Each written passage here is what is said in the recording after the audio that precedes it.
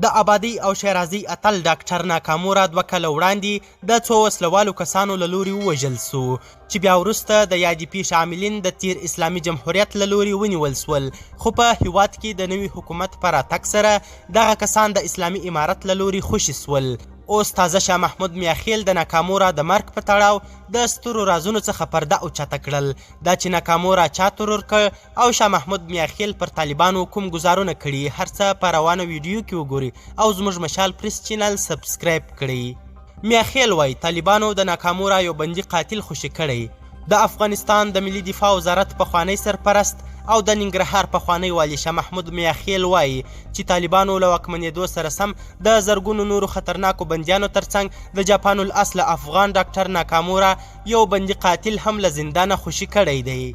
ښاغلي میاخیل پر خپل فیسبوک پاڼې لیکلي د ډاکټر ناکامورا قاتل امیر نواز محسود چې په حاجي دوبي مشهور و د جنوري په میاشت کې په کابل کې د یو کس د اختطاف کولو په پیښه کې ووژل سو.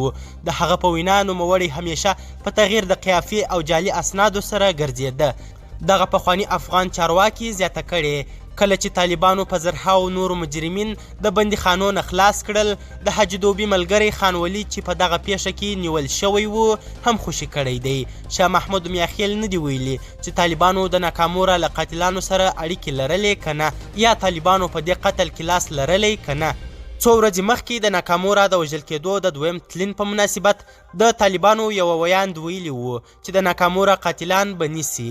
دا په داسې حال کې ده چې د طالبانو ځینو منتقدینو خپل همدوی د پاکستان په اشاره د ناکامورا په وژلو کې په لاس لرونو تورن کړي وو. ناکامورا د افغانستان په ختیځ کې پاکستان ته د کونړ سیند د وړیا بهیدونکو پریمانه اوبو یوه د پام وړ برخه مهار او لسګونه زره جریبه ځمکه کرنیزه کړه. طالبانو بیا د هغه په وژلو کې لاس لرل رد کړي وو. قدرمنو لیدونکو زیاته مننه چې ویډیو مو تر اخري شیبو وکتل. تر بیا او بلې ویډیو د الله پامان.